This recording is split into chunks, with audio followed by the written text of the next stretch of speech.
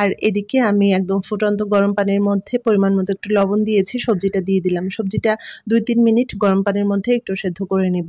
তাহলে সবজির কালারটাও খুব সুন্দর থাকে আর সেই সবজিটা খেতেও ভালো লাগে। সবজির কেমন যেন একটা গন্ধ থাকে, সবজিটা একটু যদি ভাপ দিয়ে নেওয়া হয় সেই গন্ধটা আর লাগে না। তো এখানে আমি মশলা দিয়ে শুধু আদা রসুন বাটা দিয়েছি আর তেল দিয়ে তারপরে এই যে পেঁয়াজ কুচি তার সঙ্গে আমি সেই মুরগির মাংসটা দিয়ে দিলাম। মুরগির মাংসটা একটু সময় নিয়ে ভেজে নিয়েছি আর এরপরে সেই সেদ্ধ করা সবজিটা দিয়ে দিলাম। সবজিটা দিয়ে আমি মুরগির মাংসের সঙ্গে খুব ভালোভাবে মিশিয়ে নিচ্ছি। এটা কিছু সময় ভাজবো।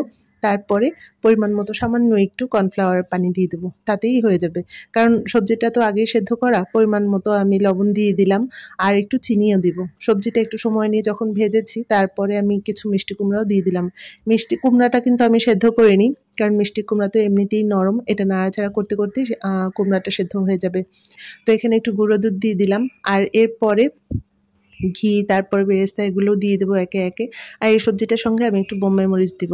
বোম্বাই মরিচ দিলে আমার কাছে এই সবজিটা খেতে খুব ভালো লাগে।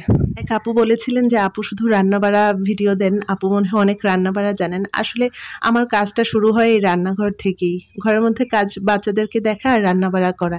রান্নাঘরে যেহেতু বেশি থাকা হয় তাই বেশিরভাগ কাজকর্ম রান্নাঘর থেকেই আমি আপনাদের সঙ্গে শেয়ার করি। কর্নফ্লাওয়ারের পানিটুকু একদম শুকিয়ে গেছে আর এখন নামানোর আগে আগে আমি একটু বোম্বাই মরিচ দিয়ে দিলাম।